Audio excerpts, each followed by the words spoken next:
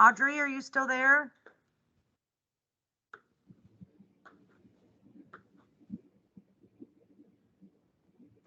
Hello, still here. So sorry, had to grab my phone. No, that's fine. Thank you very much. Jamie Bloom? Here. Sheila Ahern? Here. Thank you. Danielle Fott? I'm here. Cynthia Mendoza? I'm here. Very good. Thank you. Lacey Keeney? I'm here. Very good. Thank you very much. All right. Sammy said that you had a question for me, Lacey. Oh, it was just a quick question. I was wanting to know, I didn't see in the curriculum part, the part that we'd worked with you on. So I was wondering if that had gotten scrapped, and if it did, that's fine. I was just curious about it though. The insurance piece? Yes. No, it's included. Okay, I just didn't see it in the, as I was flipping through the thing. Yes, thank it you. is. Well, as we come across it, because it's in the training program as well, I'll show you. All right, thank you, dear. I appreciate it. You're welcome. Sheila, you have your hand up. Did you have a question? Oh, You're on mute, Sheila.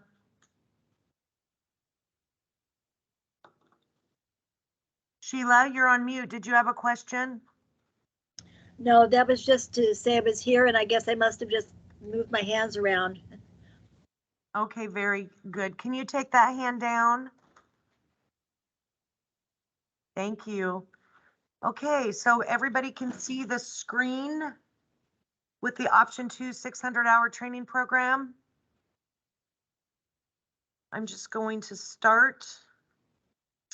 Basically, this is the letter that goes out to the trainee, which states that we've received and approved their application as for a trainee license, which is enclosed, and now they can commence their training.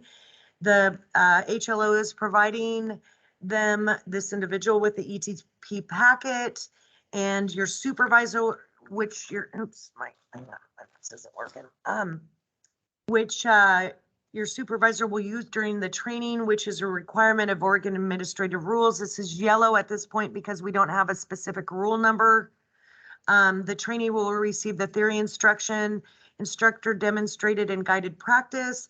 The theory portion of the training must be completed under the direction of the approved supervisor and may be taken through an approved online distance learning program and must be completed prior to the performing the required procedures.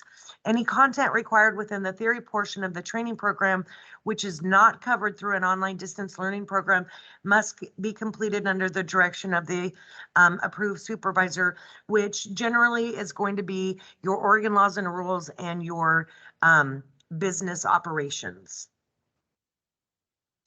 You are responsible to obtain any references used during your training program. Suggested references and a list of approved online distance learning programs are listed in the suggested references online distance learning section of the ETP packet. It is the responsibility of both the trainee and the approved supervisor to ensure the required training has been completed as specified within the rules, which again is not listed because we do not have that. This ETP packet will be used as a guide. You and your supervisor, or used as a guide, will be used to guide you and your supervisor through the required training and contains the following information: the program information, the objectives, the suggested references, the training forms, the theory and the practical and procedures, the certification of training, and then provides examination information. All training forms must be completed by the supervisor during the electrology training program. The certification of training form must be submitted to HLO by the supervisor upon completion of the ETP. In addition, all training forms must be kept on file and maintained by the supervisor for a period of 2 years after the trainee has completed the training program and made available for inspection by HLO upon request.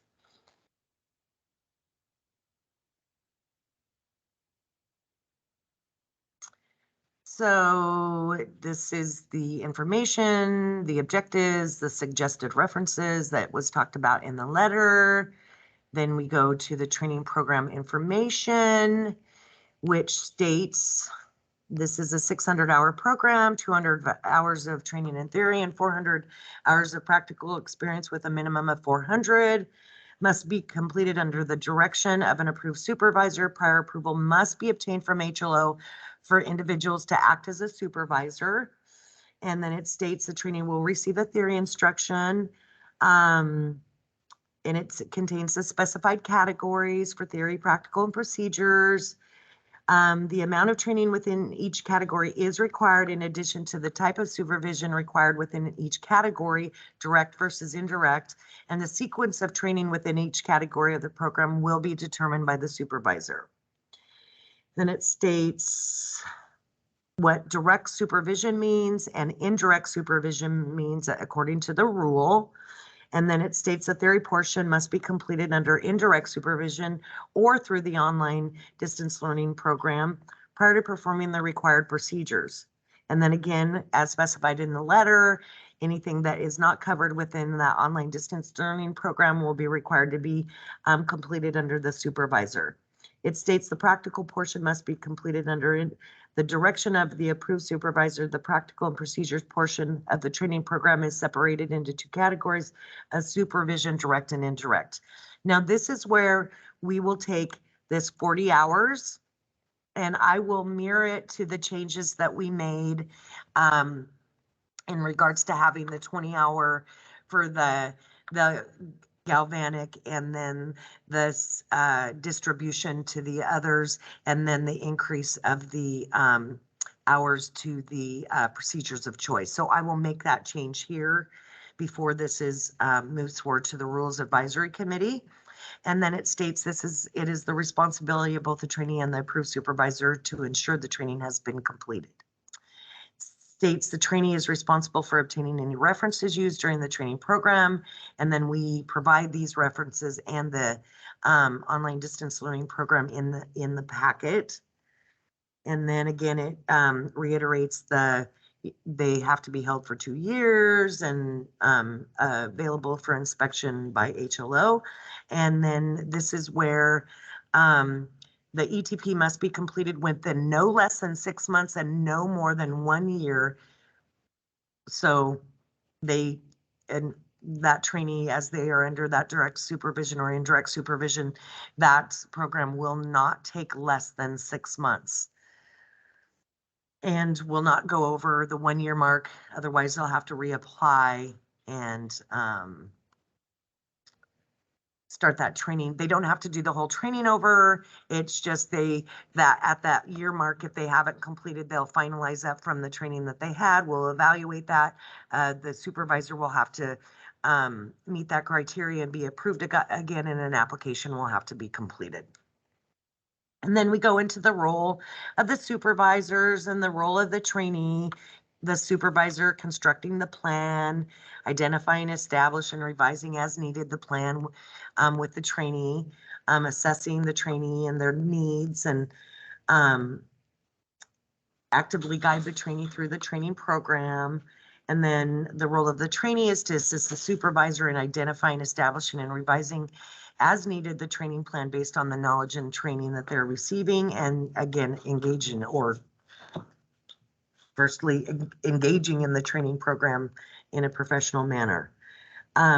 We provide the training packet information. It just gives a little more detail in regards what this packet entails in regards to the program information, the objectives, the references, the forms, the certification, and then the examination information. Sheila, did you have a question? Yes. What is the exam procedure with the training program? It's the same. Well, currently it's the same in regards to the practical and the written. So, but when we get there, we're going to talk about some options. Okay. So these are the same objectives as in the curriculum. It's just, instead of instructor, it's trainer. We talk the same thing. The table of contents is the same. The requirements are the same. I will, as specified earlier, will be taking out that one procedure versus the one equals the one practical hour. reducing the galvanic by the half, distributing, and then adding those two left over into the choice. So that will be the same as the curriculum. And then the knowledge and performance basically is the same as well. I'll be having to change the 40 of each in this section here. So that will mirror what we had talked about previously. And then it talks about the safety and control being applied as part of each and every procedure. And then we go into the same thing in regards to the business operations. Now, Lacey, here's where we talked about the self-coverage, the malpractice. We talked about, oh, hang on. It is not listed here as it was in the curriculum. Hang on. There was a copy paste error. I apologize for that. So, Lacey, I'm going to go back to what this will include based on what we talked about in the curriculum. To find out how this tells me what page I'm on. 35.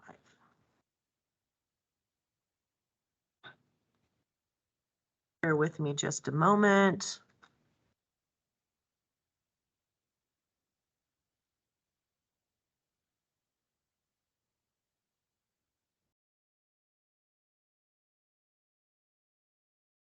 Insurance. Lacey, this is where we talked about the self-coverage versus malpractice, the types, the legal costs, the contracts, the contracting as a provider with the medical insurance companies, establishing yourself as a provider, the tax identification number, the credentialing, the national practitioner identification, the DMAP, the OMAP, and then the Oregon Health Plan billing, commercial insurance, and self-funded. Was there something that I missed out of that, Lacey?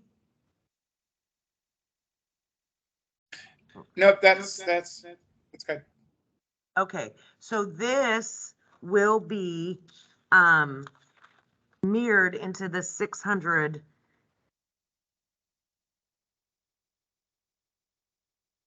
training, sorry, I'm writing, mirrored into the 600-hour training program. That was a copy paste error on my part.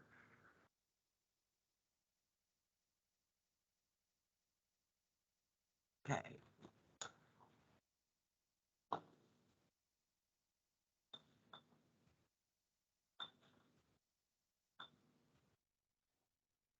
Yes, so that will be here. And then the same, the taxes, the regulations, the bookkeeping, the marketing and advertising, inventory, all of this, the planning and scheduling, and then the Oregon laws and rules. And then we're going to get down into the anatomy and physiology, which everything is the same. And then I'm going to add on that service, on these services to the 6.2.3, the lighting. And then on the 7.4.3 for the positioning and the skin stretching, as we had discussed in the curriculum.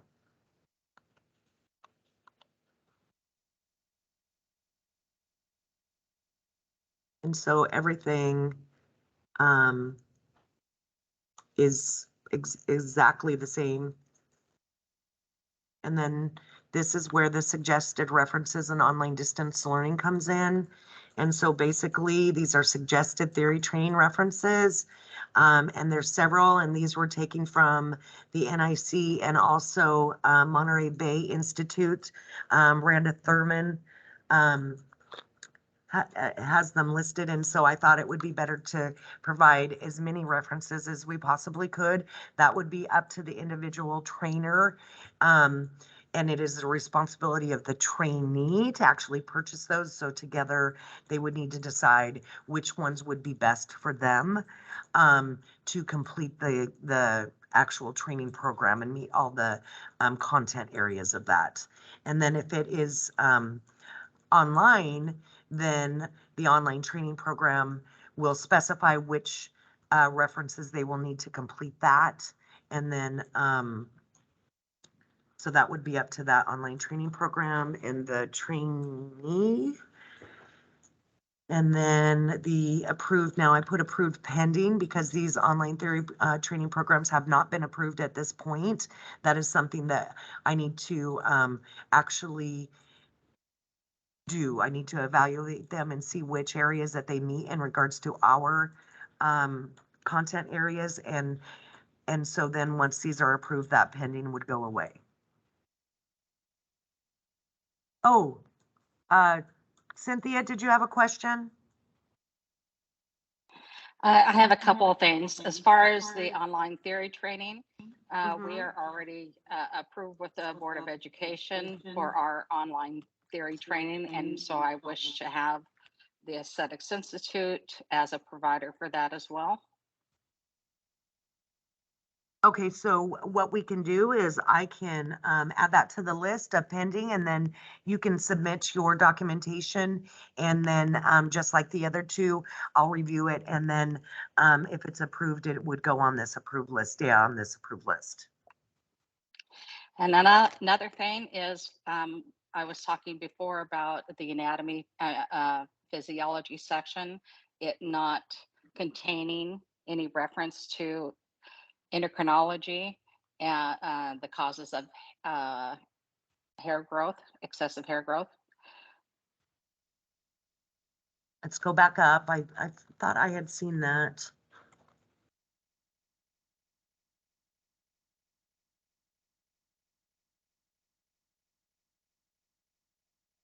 Because hair growth could just mean the stages that of hair growth, and general anatomy could just be the listing of the systems as a generalization and just a description, but nothing here is talking specifically about the endocrinology.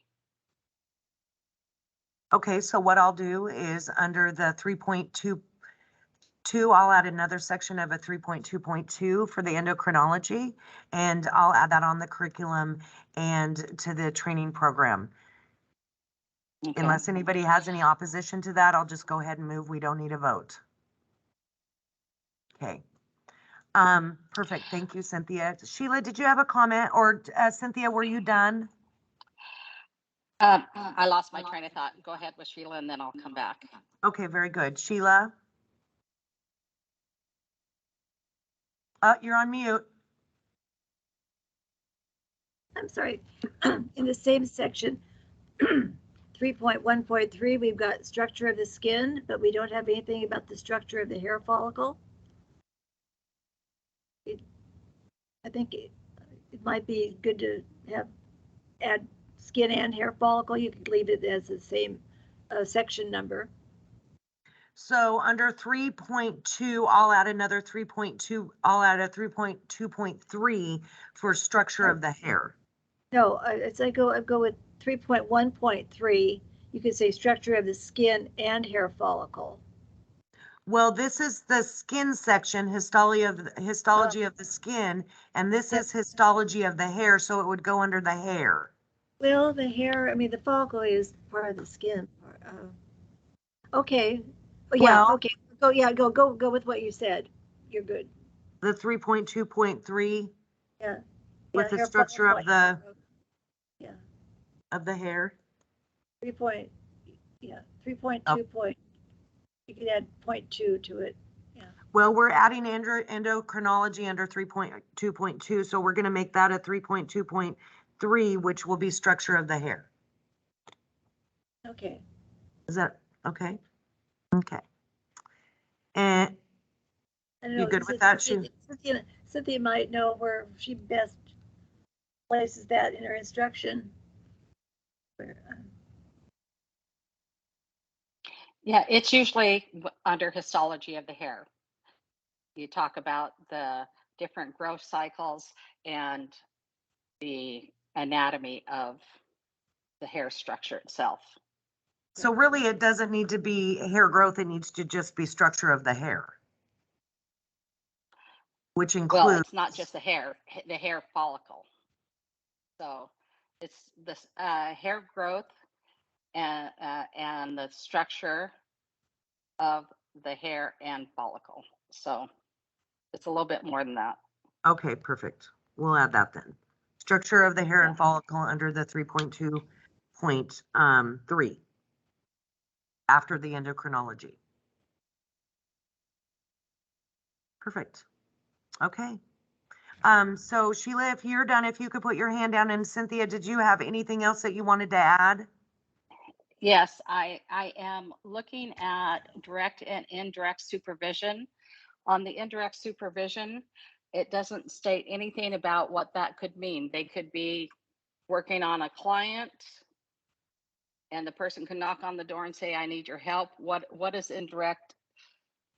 Can they be working on their own clientele at the time? That should be addressed. So it up above in the letter. Let me find it.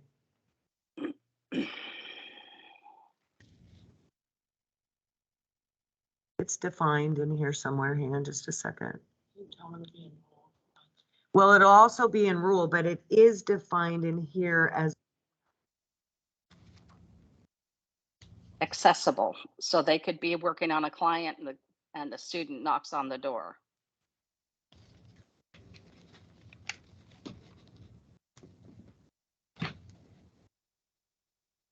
I think it should be spelled out that they're immediately accessible. However, they are not working on clientele themselves.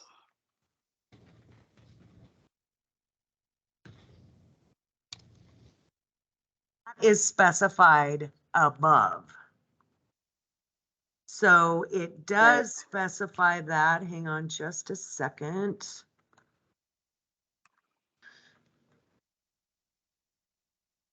Where's that listed at? Let me find it. Hang on just a second. Hang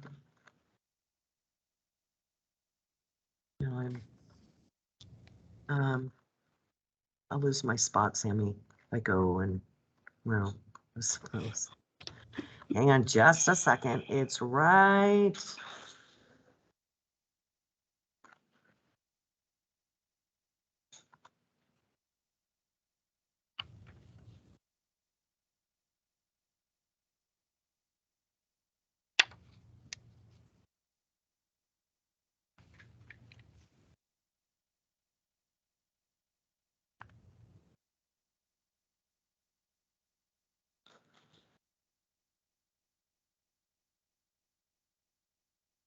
It is under the curriculum. And so I'll make sure that it is added on here as well, where we list out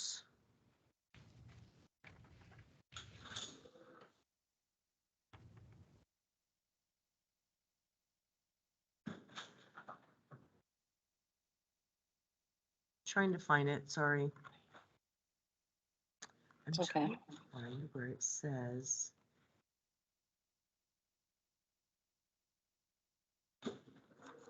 The three of each have to be directly.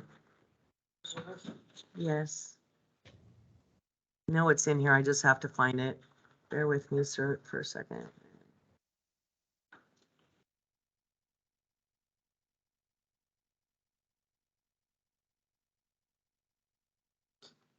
Corinthia, can I ask you a question? This is Audrey. Yeah.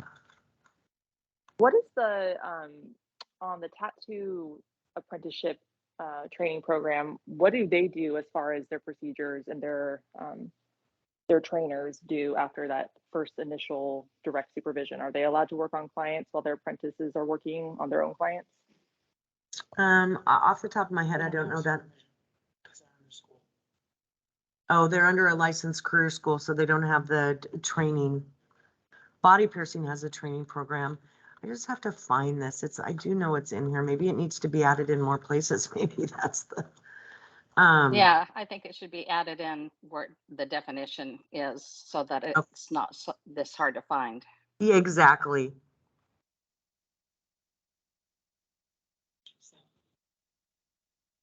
Okay. Yes, you are exactly right. And I'll make sure that that gets added to that section.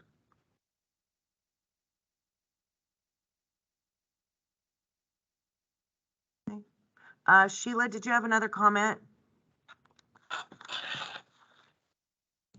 Yeah, I just noticed that we don't have a section dealing with the radio frequency, which I think it could go under the machine characteristics under under thermolysis. We've got digital and analog, but we don't have any think about the 3 radio frequencies we are assigned to. That's really a little different than either of those that we've got now. It could be, I think you should add a 0.3 radio frequency. Okay, hang on just a second, okay? Hang on just a second, Sheila.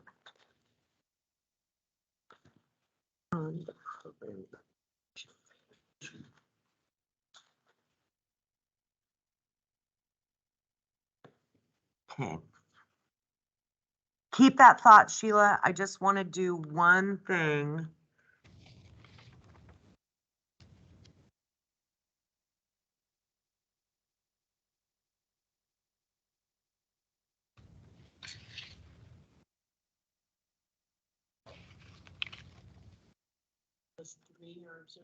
Yeah, I just found it.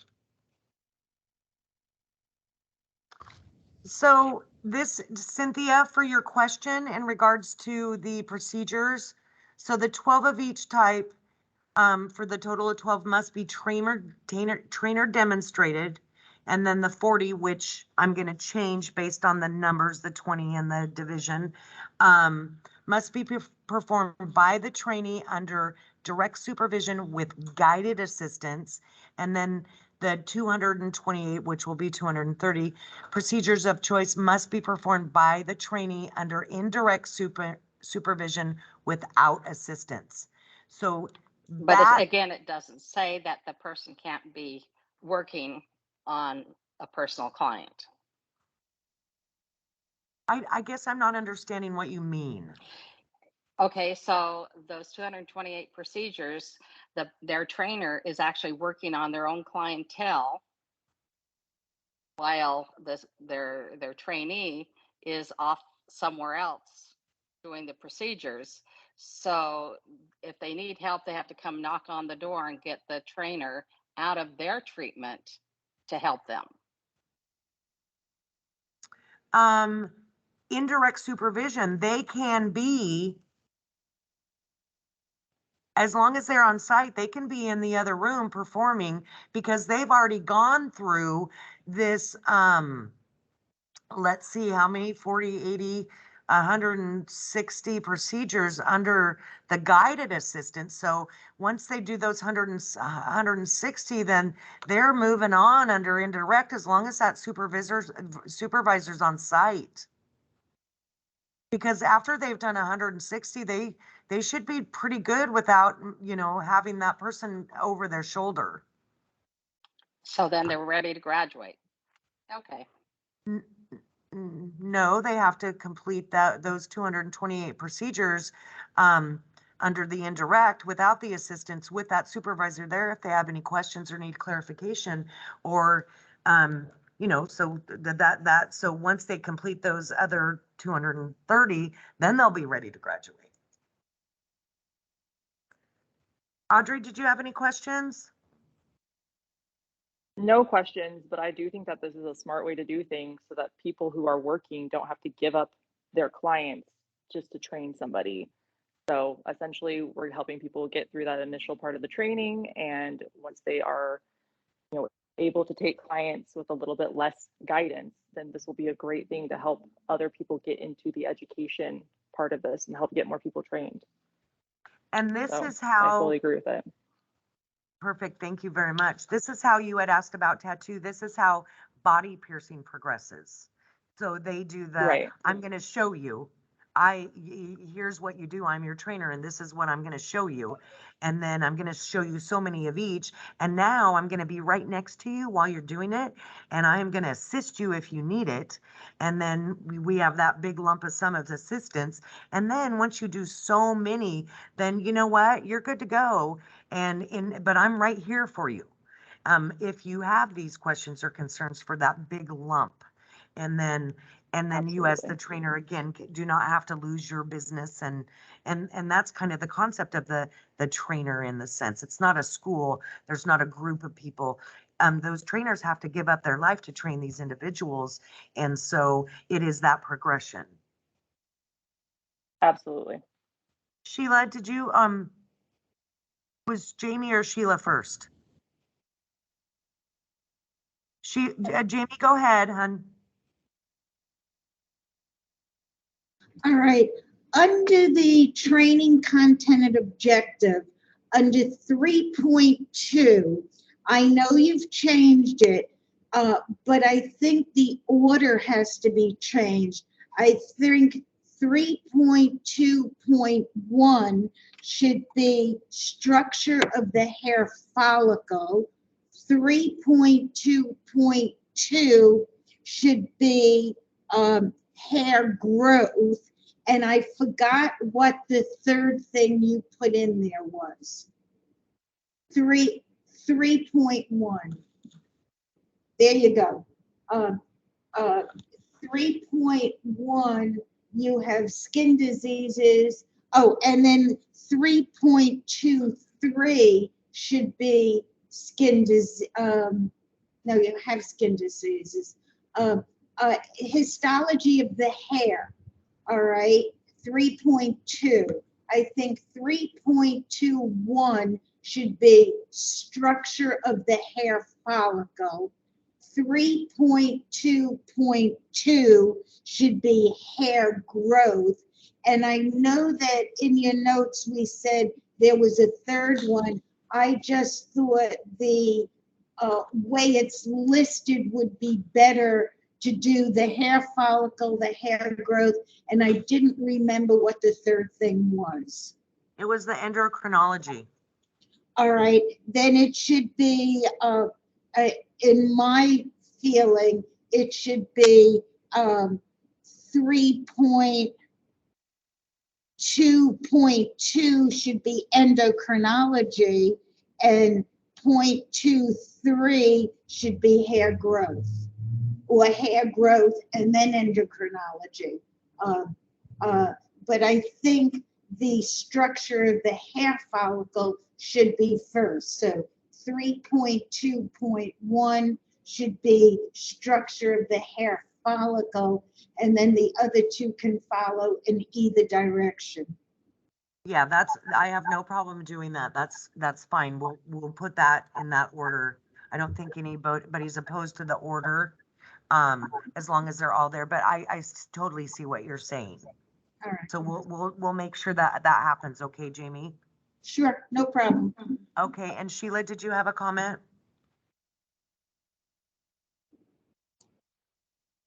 You're on mute. If again, I'm sorry. No, So- that's okay. Oops, I hit the wrong thing.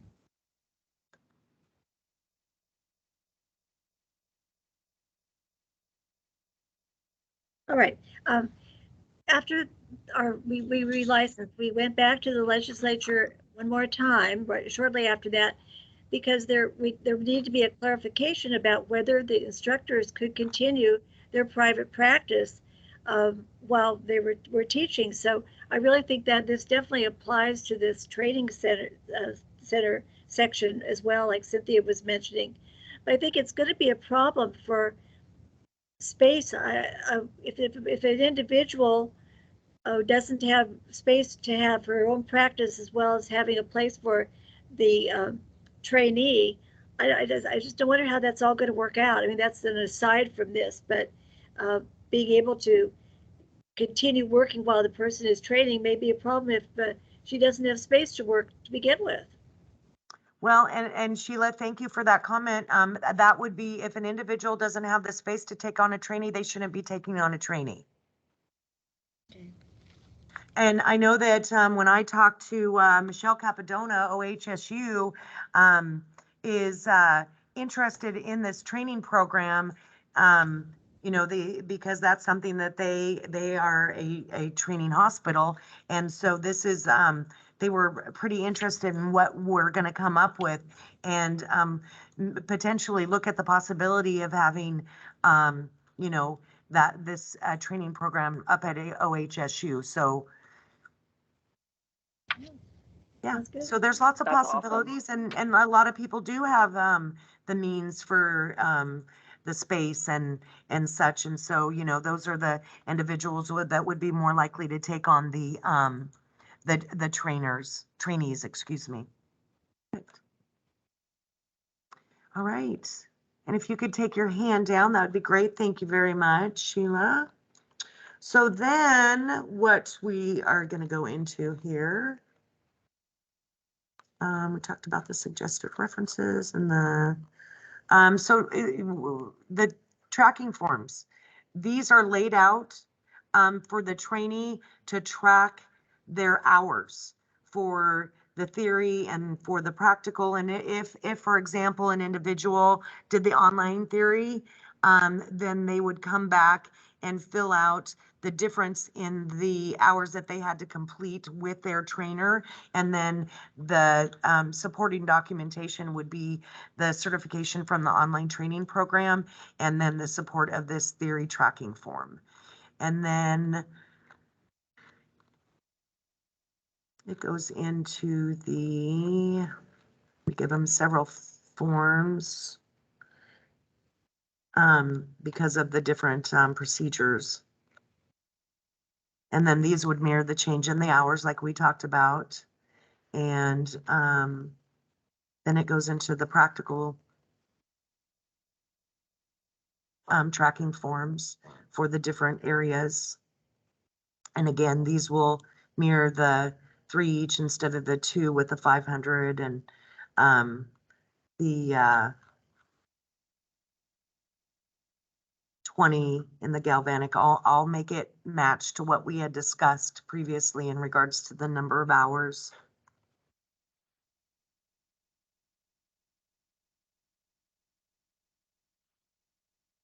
And then the certification of training that was discussed in the letter that has to be submitted. And then again, the hours will match and the number. And then we go into the examination information, and basically it states that the following examinations are required to obtain licensure in Oregon, and currently it's a national, interstate, and a practical exam.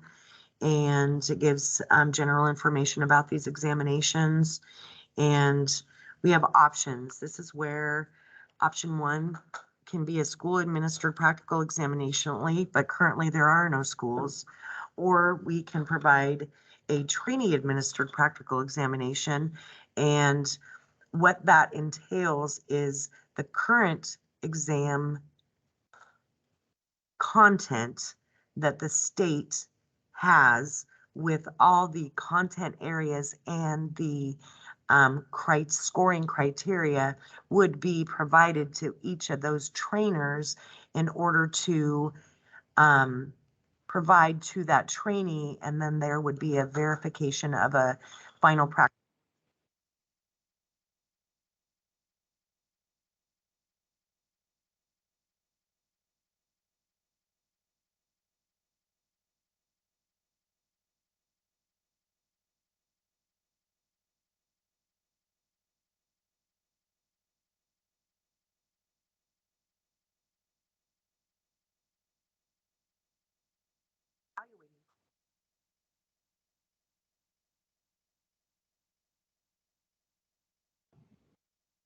I don't know if you can hear me, but I seem to have lost sound with Cynthia. I can't hear her either. Me either. Me either.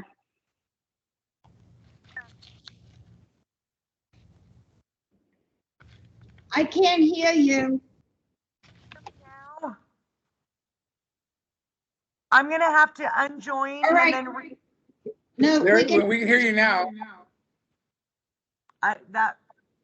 my mic was on. I don't know. I don't know what happened. Okay, so going back, I'm just gonna kind of start over. We have the national exam and the practical exam. And then we have, which are required for licensure. We have two options.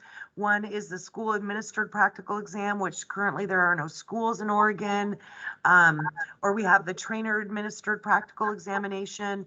And what that would entail is the state of Oregon has created a practical examination with content areas and then criteria which would go to the trainer to provide to the trainee prior to, and it would be submitted, that verification would be submitted with the certification of training.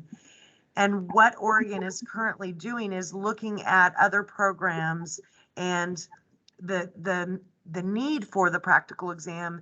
And what I was saying is, in evaluating practical examinations, when we go into a school, that student gives a very short snippet of time for the procedure. And basically, we watch safety, sanitation, and infection control, and we watch them to remove the hair. And they have to, 70% of the hairs have to come out with the follicle and, or the bulb. I'm sorry if I'm getting that wrong. Anyway, and so basically that student shakes the whole time. And so really we're not getting a good representation of what that student can do and perform during that final practical exam, which is why we do it at the school level generally, and then also at the trainer level, because they're going to be more comfortable with that person that's trained them in order to watch them. They're not going to have like for example, when the state comes in and does that state final practical examination. I don't know, there's a lot of options and a lot of changes in how we perceive a practical examination. And then we had already moved that electrology exam to that school level. And so that would mirror that in the sense of the trainer, they'd have the same criteria, they would have the same scoring outcome forms, and then that would be submitted to the office.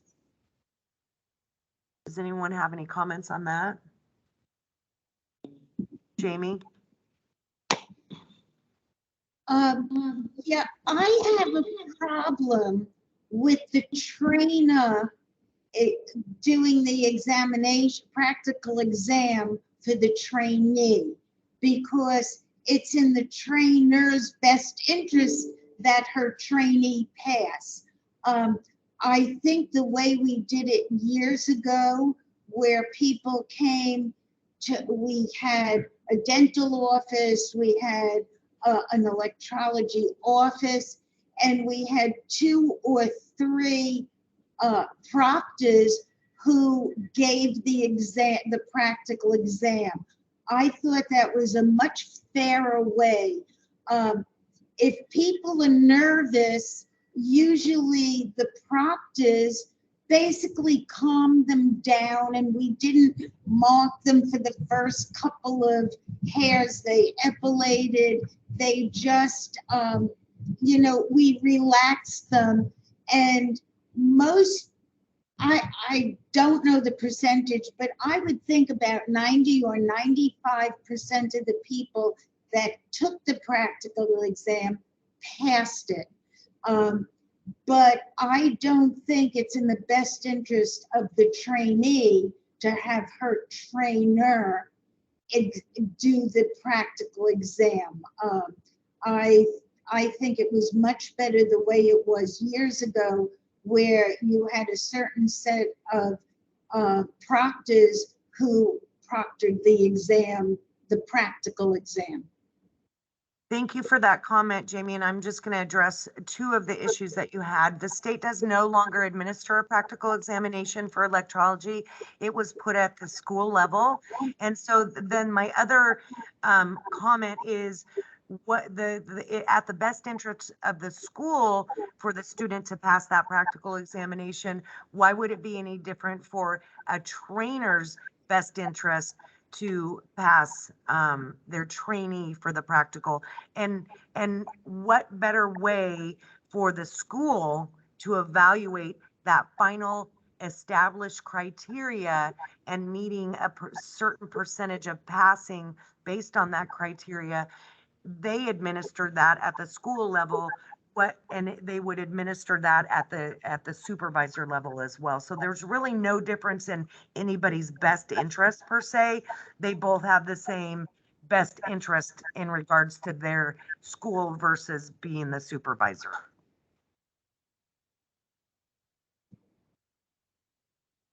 Sheila, did you have a comment? You're muted. Okay, I don't know if I missed a section, but is there a section about the qualifications of the trainer? What they do to provide their background, or do we accept them as a trainer? Was that in there somewhere that I missed? Or It actually is during the application process, and it is specified in rule. We mirror what the Higher Education Coordinating Commission's teacher requirements are, which is 2 years of experience practicing and no disciplinary action, no current or pending disciplinary action. So it's consistent with what the Higher Education Coordinating Commission has. Thank you. You're welcome. Danielle? Yeah, I just had a comment about doing state proctored versus training or trainer proctored. The problem with when it was state proctored is it was only done twice a year, and that can cause a lot of hindrance in a training program. If we're training individually or in small groups like that, it would just, I feel like it would cause a huge headache if we had to do it twice a year again. Thank you very much for that comment. And I'm going to add to that comment. And we're trying to reduce barriers and look at things differently from the state perspective and from the school and a trainer. And like I had said, in evaluating practical examinations, even though it was nice for the proctors to try to calm them down and, you know, make them feel comfortable, really, we're evaluating a very short snippet in time. And for the travel time that those individuals had to come throughout the whole state of Oregon, and you're right, the twice a year, and then they were so nervous and they shook and you know, you didn't count the first few, but then they also had to get another individual to come with them to act as a test subject, and I think we're looking at things, like I said, differently in regards to removing barriers. Lacey, did you have a comment? Yeah, I do. And I agree with Danielle and also you, Cynthia. I mean, I think if we try to come up with a state proctorship program, that's going to convolute a lot of things as to like who's going to do it. Or if you try to send it to a school in the state, then, you know, especially going through some of this process, it's like, well, you know, the school is going to have, you know, there's going to be a conflict of interest because it's a person who's done chair-side apprenticeship versus that went to their school. Plus, I really, to address what Jamie says, I'm very proud of my practice. I'm very proud of what I do, and I'm very proud of the services that I offer to the community. And that's going to reflect back onto my student too. I can tell you, I'm going to be probably harder on my student than most proctors would, because that's my student. That's a direct reflection upon me as a trainer, me as an electrologist, and the services I provide and what I do. And the last thing I want to do is send somebody out into the community to provide these services that I feel is not ready or not ready to go. Because again, like I said, that falls back directly into my lap and on me. And I take a great deal of pride, as long as I think Jamie and everybody else does too. I feel we have the right people in this community to do this for the most part, who take a great deal of pride in what we do in electrology. So I think leaving it at the instructor level, those of us who want to be instructors, I think because this pride and our ethics that we have, you know, that this is going to be an ethical thing that we're going to take seriously, that commitment to what we're producing and putting out into the community. Thank you so much for that comment. Danielle, did you have another comment? Your hand is still raised. Nope, sorry, I'll fix that. No, that's fine. And then Cynthia, did you have a comment?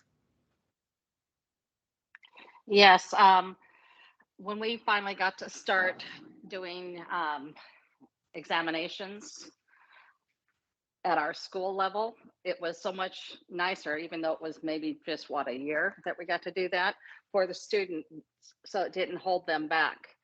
And as far as, yes, like Lacey said, we were very hard on our students, and we had more than one person doing the practical, and that's something that could be done, that they have to bring in an outside person so that it averaged over 2 people's scores, and it gives a better view, but they could still do it, each trainer. I would just like to see them have someone else to also get an average on the practical exam. I see. Do you think that that would be a hardship on a trainer to pull in a second individual to come in and administer that final practical exam? In my opinion, I don't think it should be.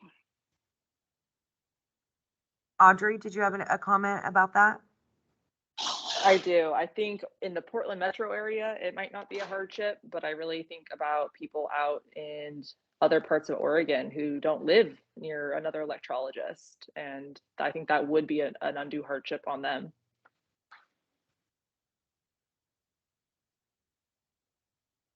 And Lacey, did you have a comment?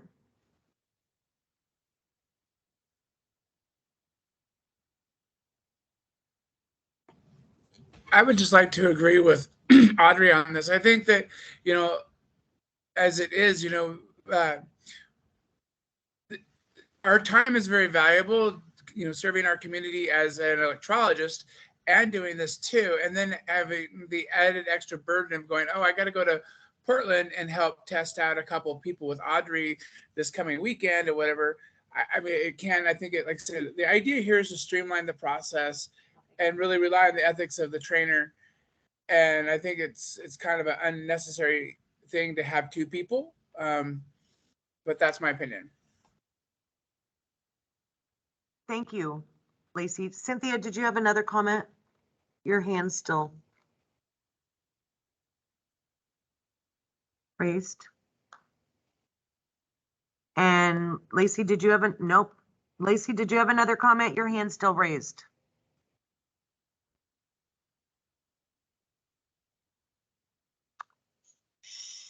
Sheila, did you have a comment? I want to ask. I don't. I think it's just lag in my Wi-Fi.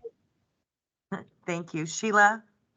On another subject, I'm wondering if the references that you have listed here mirror the ones that are listed for the NIC exam, or are they different? Is it a different set of references? They include NIC's examination references, Sheila, but they also, Monterey Bay out of California has different ones, and they have a very intensive program. And I thought that it would be nice to, because there are only suggested references, to list as many as we could. So there were options out there for the different trainers. There are a few other books, but if they're not as commonly used, it wouldn't make sense to put them out there. But if you wanted a more extensive list, there are some other books. But so I just wondered if, you know, I just want to make sure that the NIC ones are covered in there. Of course, they would get that in there when they get their packet, I guess, to take the exam. They'd find out. But if they knew in advance what to have, that would be good. You know, if anyone wants to provide me additional resources to add to this list, I will definitely add to this list again. The more information and the more resources we can provide to the individuals, I think it would just be very helpful. And yeah, that would be great. So if you want to email those to me, I will add them to the list. And was that all you had to comment on, Sheila? Okay, great. And then Lacey, did you have another comment? Yes, I have a couple. One, well, actually, for Sheila, I would like to see Hinkle added to that too. It's a good book. I mean, it's really good. it's pretty tense, but it's good. But my other question was, so the written test will actually be given by Oregon Health Licensing in Salem, just like with cosmetology, tattooing, and piercing, correct? No. So currently, the state does not administer a practical examination, and it, No, the written test here. oh, The NIC test? Yeah, nothing will change in regards to the NIC test. So will there also be, like cosmetology, will there be a separate test covering Oregon law? Well, currently, that suggestion hasn't been provided, and it's not a thought that the office has Because I considered. would like to suggest, like cosmetology, we add the Oregon law test to this. Yes. So you're suggesting to add an Oregon laws and rules examination for Because electrology? yes, because let's say our student gets out on their own and then gets inspected, and they're like, well, I was never taught this or tested on this information. Why am I receiving a fine or violation when this is something that wasn't in my curriculum to be taught or tested on? So I think a rules and laws test, like cosmetology and the other protocols, would be a smart thing, because then all of our students know that all the students know the rules and laws, and the state knows that the students know the rules and laws as far as setting up their facility or what's considered to be common space, or because it's the same as cosmetology. And so I really think, it's like, do I have to autoclave, or can I heat sterilize? Or there's rules in our state that the students need to know, and that needs to be covered, and I think it needs to be tested upon.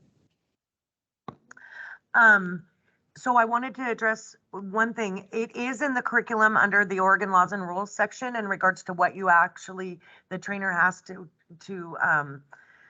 provide to the trainee in regards to the training, and then it is in the curriculum. And I'm gonna put it out for discussion in regards to an Oregon laws and rules examination. Okay. And I just want to say, I do know it was in there. I just think that, like we do it for cosmetology and other protocols, I think it should be done for our students too, just to add that much credibility to this program. Okay. I will also run this by my current interim director, but I would like to take a vote to see what the committee thinks about this. So Audrey, are you in favor of or opposed to a Oregon laws and rules exam? I'd be in favor of it. Jamie? I'm definitely in favor, and I think when they take the NIC test, they can take maybe a 20-question test on rules and regulations. Thank you. Sheila? I'm in favor. Danielle? I'm also in favor. Cynthia? I'm in favor. Lacey? I'm obviously in favor. Thank you very much. That recommendation passes, and we will present that to again the office. So let's go back to that practical exam.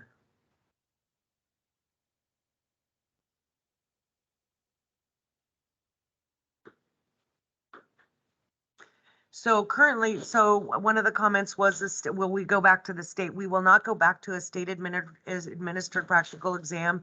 That the practical examination is administered at the school level, and if an individual currently at this point wants or needs to take a practical examination, they would contact the school and it's my understanding they're still taking on practical exams. However, you have to meet a minimum in order to actually do an administration of a practical examination. But the individual Well, well, currently, because there is no schools, individuals are going to California or Utah, and they're taking that practical examination, and the health licensing office is evaluating those practical exams to determine if they're equivalent. And I'm going to go to the next slide, which states the provides the different states and their examinations. And then if you look there, it's kind of a mixed bag in regards to some don't provide practical examinations at all. Some are state developed, some are school administered, some are NIC. So it's really not, it's really not everybody doesn't administer that practical examination, and then it's inconsistent whether who administers that practical examination. But again, like we had talked about, I think moving forward with eliminating barriers, if we have these trainers, we did develop that for the school. We have a developed examination with specified criteria and specified objectives. So anyone who administers that practical examination, it has every box that you checked. I mean, Sheila and Jamie used to administer that, and it had specified criteria. And then when we gave it to the school level, it was very clear in regards to, again, it's so anybody could pick up that examination, look at that checklist, evaluate that individual, and look at that scoring criteria and know that they'll either get 5 points, 3 points, or 0 points based on that specified criteria, specified area. So I think, looking outside the box and where we're at and eliminating those barriers, having a practical examination at the level of where the training is taking place via a school or via a trainer is, I think, a great way to eliminate a lot of barriers. I think pulling somebody in Portland, again, having that capability of having a lot of people in Portland. However, again, you're going to take that individual's business away. And then when you get into the rural areas, the availability isn't there. And again, even if it was, you're taking that business away from that other individual. So, Jamie, did you have a comment on that? All right, looking at this, it says practical exam. I wasn't under the, I do not know, but NIC and, IBEC, they're actually giving practical exams. And how is NIC giving practical exams in these states? And as far as I know, IBEC is giving a written exam, but not a practical exam. So this is the information that was taken off of the state websites. And so, with any website, there could be misinformation. So, and then how NIC does an examination, it's almost like a state administered in the sense of you have to have so many people, you have to have so much money, and they only administer them so often. All right. So, so I think the first vote we're going to take is the vote to administer the practical examination at the trainee level. So I'm going to take a vote, and yay if you're in favor of administering the practical examination at the training level. Audrey? Sorry, Cynthia, I missed the last thing you just said. So we're going to take a vote. If you're in favor of having the practical examination administered at the training level. I am in favor of it being administered at the training level.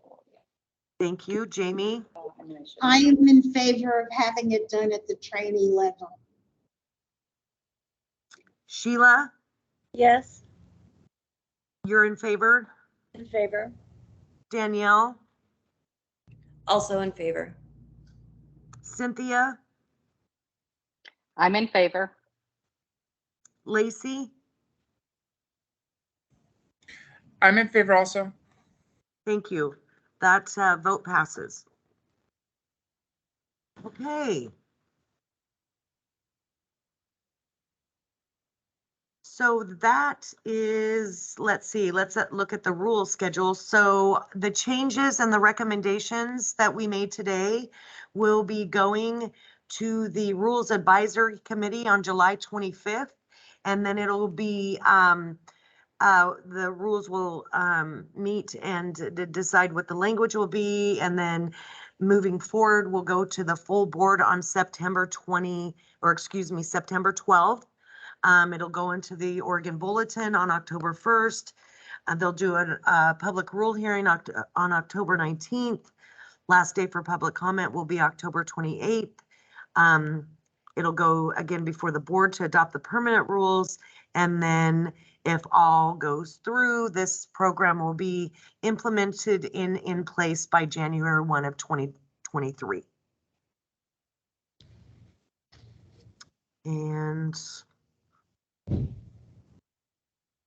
that's all I have. And Sheila, did you have another comment? I do. I have it. It's a comment for Lacey on the insurance that you submitted to Cerinthia. All the thing that was outlined very nicely. But I was wondering if, when you're considering insurance, are you also considering benefit programs? I'm thinking of the VA, where it's actually part of the veterans benefits for the transgender community, but it might not be as identified as insurance. How does that all work in with what you outlined? I would assume yes, VA. I am a VA provider, so I would think that yeah, that's a good example. That's, even though it's VA doesn't consider themselves insurance, they operate very much like insurance companies. We bill very much like the insurance company, so it's very, very, very. I mean, they're almost mirrors of each other. So, but we, Cerinthia and I talked a lot about this too, and there's a lot of things there that I think is more kind of advanced into things, but we just want to give people basically a rudimentary knowledge and concept of what it takes to become a provider. I mean, that you and I and Jamie, and there's a lot of us on here that take insurance. So, I mean, we kind of know that, but the idea was to give our students, the knowledge thereof to be able to say, hey, this is a possibility. It is something you can do. These are the ways to kind of do it. And so I mean, there's some latitude there, I would think, also, but it's something that needs to be talked about, especially like HIPAA compliance and stuff like that isn't really talked about much. So that was the my concept with the insurance, is just to make sure that people know that there is ability to, and we are able to take insurance. That's good. I just didn't want that to be left out. Thank you. Perfect. Thank you guys very much. So at this point, that is all that I have. Does anyone have anything else that they want to comment on, share, discuss? Lacey? I would just like to say thank you to everybody involved with this, because I remember our last meeting and it was kind of scary, hairy. I mean, everybody really came together today, I think, as professionals, and really put some good work into this and some good information down and some good ideas and good thoughts to really promote our business and our trade in the industry. And I think we should all give all of each other a good pat on the back, a round of applause, because what we did today is really going to be a positive going in the future, especially for, a lot of the communities that we touch, like the PCOS and trans communities and women with hormonal issues, and then the cosmetic ends of things too. So, I mean, I'm proud of all of us, because like our last meeting, I was kind of like, oh man, this might be, a rough situation, but I think we all came together as professionals and did good work today. Thank you, Lacey, very much. And I appreciate all of your input and all of the time that you have spent and your knowledge and experience. And again, I could not put this together without your expertise, and thank you very much. And I'd like to say that we couldn't have done it if you hadn't had all this prepared for us. It just made it run very smoothly. And hooray you very for the whole team. Thank you, Sheila. All right. Well, the next notice that you will be getting is for that Rules Advisory Committee that will be coming up in July and on July 25th. And I know that outreach and communication will go in regards to RAC members, if it already has not.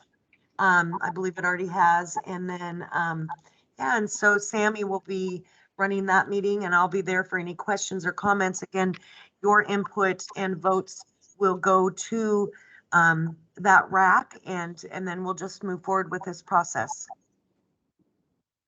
Cynthia, what Cynthia? will the advisory committee do that we haven't done already? I mean, they'll approve what we're putting before them, but aren't we the same people? No, we are not. The Rules Advisory Committee has specified criteria and the number, the individuals that are actually involved in the meeting, and you have to go through the rules process. There's a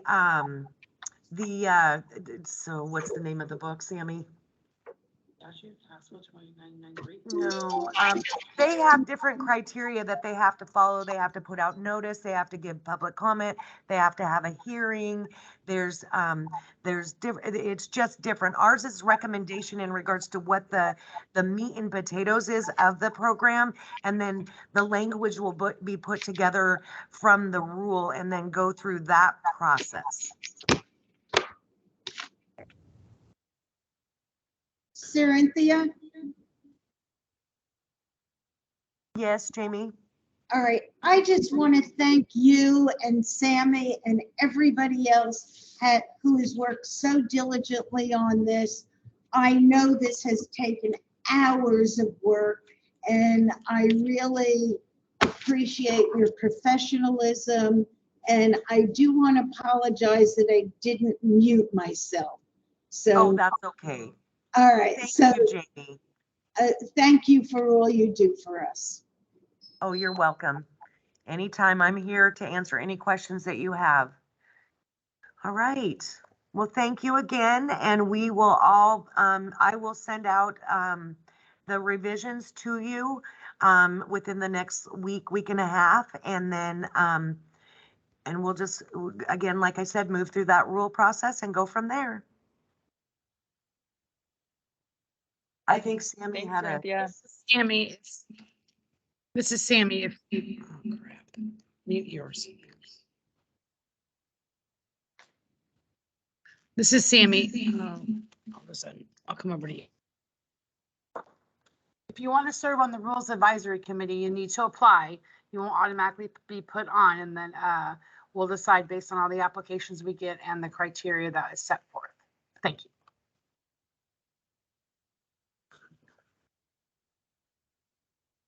All right. Jamie, did you have another comment? Yes, can you please send us an application to be put on the Rules Advisory Committee? That actually went out on Friday, Jamie. You should have it. All right, well, And you were sent a special email, so you should, and you replied to it, so you have it. okay, things are a little crazy here. My grandson had tests and he has to go for surgery, so I'm just a little mixed up. Sorry about that. No, that's okay. I'll make sure that you, we'll talk it through to make sure that you have that, okay, Jamie? All right, thank you very much. And I'm going to sign off now. And thank you for being so prompt with ending the meeting at 1 o'clock. Thank you. Have a great day, all of you. And again, thank you again. Okay, bye-bye. Oh, I have to do a closing. Hang on, I'm adjourning. The Board of Electrologists and Body Art Practitioners Electrology Qualification Committee meeting is adjourned at 1:03 p.m. Thank you all. Goodbye. Bye.